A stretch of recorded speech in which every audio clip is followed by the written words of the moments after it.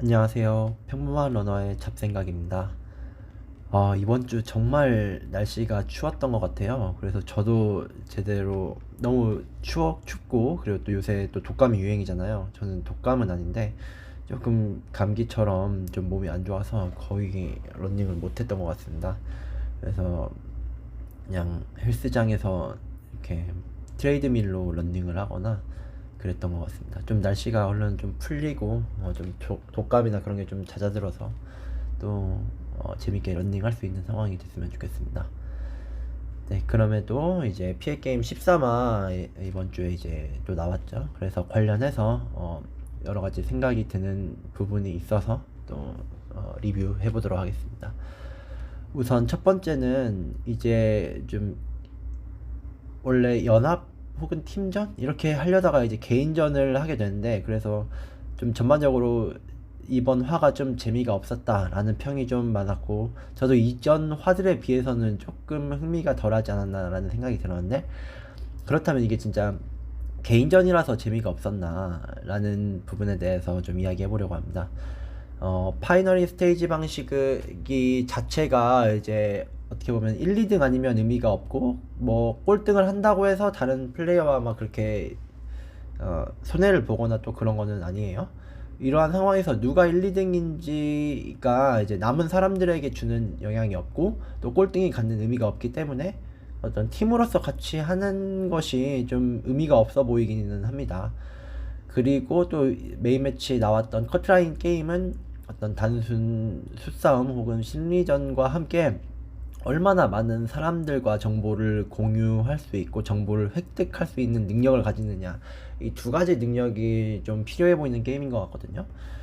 근데 그 중에서 정보를 공유하는 능력을 아예 배제한 상태로 게임을 하다 보니까 그만큼 게임에 대한 재미가 좀 반감이 됐던 것 같습니다.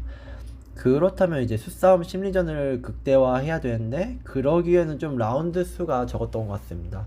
이렇게 3라운드로 진행이 되는데, 마지막 3라운드는 결국에는 어느 정도 상위권이 추려진 상태에서의 어떤 싸움이 될 수밖에 없고, 1, 2라운드에 어느 정도 상위권과 하위권은 좀 나눠지게 되는 것 같습니다. 그래서 차라리 이런 수싸움을 극대화하기 위해서 좀 획득한 점수만 공개를 하고 누가 어떤 카드를 냈는지 공개를 하지 않았다면 좀 이런 수싸움이 더 극대화되지 않았을까라는 생각이 됩니다. 그래서 단순히 이제 카운팅에서만 되는 게 아니라 그 사람이 어떤 걸 냈는지 좀 더 이제 수싸움을 해서 좀 그렇게 했다면은 더 이런 심리전이 더 극대화되지 않았을까 하는 생각이 들고, 여러 규칙들을 봤을 때 두세 그 규칙 등록하는 이제 규칙을 봤을 때 두세 개 빼고는 어떤 개인전으로서 크게 중요한 규칙은 보이지 않았습니다. 그래서 어떻게 보면 더 순서 배정권이 가치가 있었다고 생각이 됐는데, 플레이어들은 거기에 뭐 코인을 쓰거나 그러지는 않았죠. 그리고 또 이제 순서 배정권을 획득을 했을 때 다른 플레이어에게 원하는 순서를 배정해주는 조건으로 좀 정보를 받을 수 있는 딜을 할 수도 있었을 것 같은데, 어, 또 그런 걸 할 수 있는 상황은 또 아니었던 것 같기는 해요. 그래서 좀 이러한 점들을 봤을 때 개인전이라서 재미가 없었다기보다는 정보 공유를 막음으로써 재미가 반감된 거라고 생각이 듭니다. 그리고 두 번째는 좀 장동민의 플레이가 좀 아쉬웠던 회차였습니다. 그래서 12장의 카드 중에 총 9장을 사용하는 게임에서 우승을 위해서 점수가 가장 낮은 1카드를 사용했을 때는 굉장히 불리하다고 생각이 되고, 2, 3, 4 카드는 무조건 다 먹어야 된다고 생각이 됩니다. 이러한 상황에서 1라운드부터 2카드를 날리고 1카드를 사용해서 결국엔 두 가지 스팟을 다 날렸다고 생각이 듭니다. 그래서 그리고 결과론적인 얘기지만 허성범 그 1라운드에서 허성범의 카드를 예측을 해놓고 일단 4카드를 처음에 이제 장동민이 넣어놨 D슬롯에 넣어놨는데, 거기에 또 규칙 카드를 쓴 거는 좀 아쉬운 판단이었던 것 같습니다. 굳이 D슬롯에 규칙 카드를 쓰지 않아도 4카드를 등록할 수 있다고 판단이 됐을 것 같은데, 그러면 다른 빈 슬롯에 규칙 카드를 이용해서 다른 4카드를 등록을 했다면 그 라운드에서 좀 고득점이 가능했을 상황이었을 것 같고, 1라운드부터 어느 정도 승기를 잡을 수 있었는데 좀 아쉬운 판단이었던 것 같습니다. 그 이후부터는 좀 조급해 보이면서 좀 멘탈이 흔들리는 모습이었던 것 같고, 2라운드에서는 딱히 방법이 없었던 것 같습니다. 낮은 숫자부터 규칙이 필요했는데 홍진호와 홍진호가 그걸 규칙을 가지고 있었고 결국에 홍진호가 같이 있어야 되는데 어, 그 상황에서는 좀 홍진호와 결국엔 다른 슬롯에 배치할 수밖에 없었던 것 같습니다. 아니면 차라리 그 김민아 포지션을 노리고 B 슬롯에 그 3사를 놨으면 좀 어땠을까 하는 생각도 있는데 1라운드 플레이가 물론 순서가 안 좋았지만 최선의 수를 두지 못한 게 결국에는 스노우볼이 되면서 그런 아쉬웠던 결과가 나오지 않았나 생각이 듭니다. 그리고 세 번째는 스티브에는 서바이벌에 와서 결국에는 좀 포커를 하고 싶어 했던 게 아닌가라는 생각이 들었습니다. 스티브의 행동이 어떻게든 정치를 좀 배제하려는 모습이었다고 좀 판단이 되고 서바이벌에서 어떤 개인 간의 인터랙션을 배제하며 명확한 룰로 약간의 운과 카운팅, 심리전으로 승부를 하고 싶어하는 모습인데 이거는 마치 포커를 연상케 하고 스티브에가 하고 싶은 건 포커가 아니었나 하는 생각이 좀 들었습니다.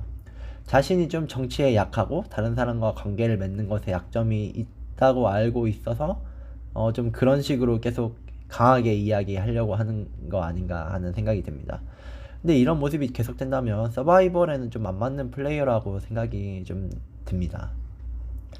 그리고 네 번째로는 이제 홍진호의 활약이 있었습니다. 홍진호는 확실히 포커에 최적화된 플레이어인 것 같긴 합니다. 스티브에가 포커 같은 판을 만들어 주자 결국에는 홍진호가 활약을 하게 됐습니다. 수싸움을 하면서 자신에게 최선의 수를 찾는 싸움은 홍진호의 강점이었던 것 같습니다. 더 지니어스를 보더라도 블랙가넷에서 이제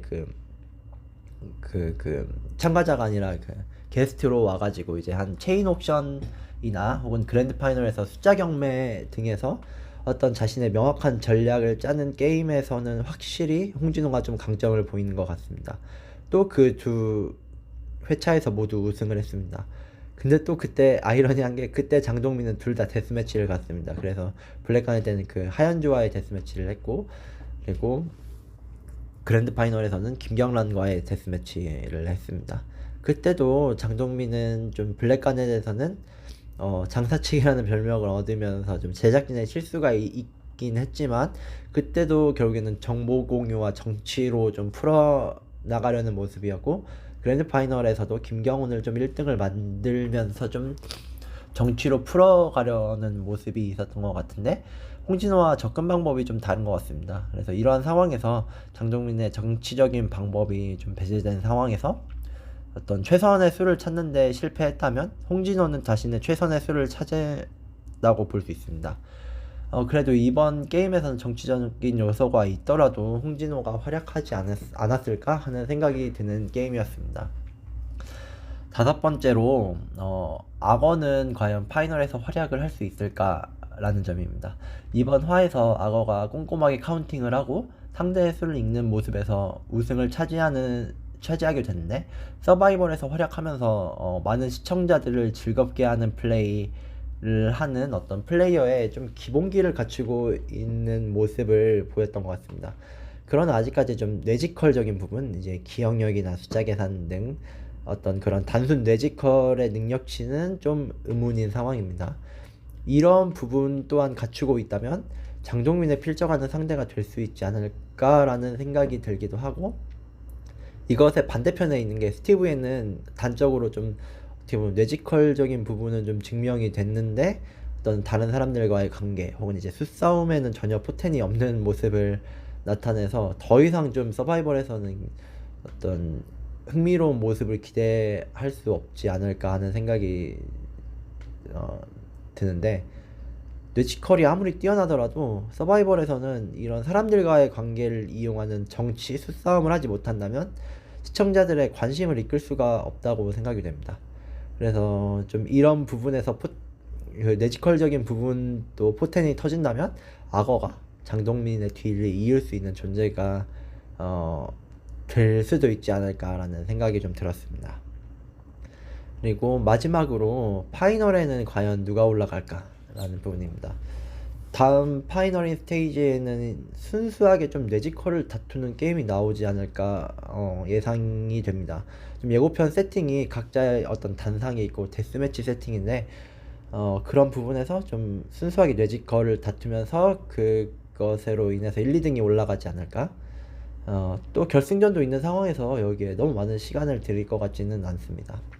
그러한 부분에서 강점은 스티브의 장동민, 서출구, 허성범이 보이고 있다고 생각이 되고, 조금 김민아와 주원규는 가능성이 낮지 않을까라는 생각이 들고, 이 중에서 이제 두 명이 올라가지 않을까 생각이 되는데, 그 중에서 가능성이 가장 낮게 평가되는 사람은 허성범이지 않을까. 아직까지 그러니까 뭐 데스매치를 가거나 그런 부분이 전혀 나오지 않아서 뇌지컬적인 부분이 완전히 증명되지 않았다라는 부분이 있고, 아직까지 좀 그렇게 많이 보여준 부분이 없어서 좀 그런 것 같고, 정배는 이제 스티브에게 장동민인데 어떤 게임이냐에 따라서 서출구도 좀 가능성이 있지 않을까라는 생각이 듭니다. 어찌됐든 간 좀 누가 올라가든 피해게임 3가 잘 마무리된다면 피해게임 컨텐츠 자체가 더욱 경쟁력이 생기지 않을까 하는 생각이 듭니다. 결국에 이런 서바이벌 프로그램이 좀 경쟁력이 생겨야 더 재밌는 프로그램이 나와서 저도 좀 즐겁게 볼 수 있는 프로그램이 더 많이 늘어나지 않을까 하고 좀 생각이 됩니다. 네. 그래서 피해게임 3 13화 리뷰했고, 뭐 약간은 좀 이제 아쉬운 회차라고 많이 평가가 되기는 하는데 나름의 재미가 있었고, 또 결승전으로 가는 이제 길목이라는 점에서 어쨌든 앞으로가 더 기대되는 그런 회차지 않았나 생각이 됩니다. 그래서 바람이 있다면 아까도 말했지만 이 피해게임 3가 전체적으로 잘 마무리돼서 앞으로의 어떤 서바이벌 게임도 많이 나올 수 있는 그런 발판이 됐으면 좋겠다는 생각이 들고, 또 매력 있는 어떤 참가자가 더 많이 발굴되는 시즌이었으면 좋겠다는 생각이 듭니다. 네, 이상으로 13화 리뷰 마치도록 하겠고요. 날씨 추운데 다들 건강관리 조심하시고요. 좋은 하루 보내세요.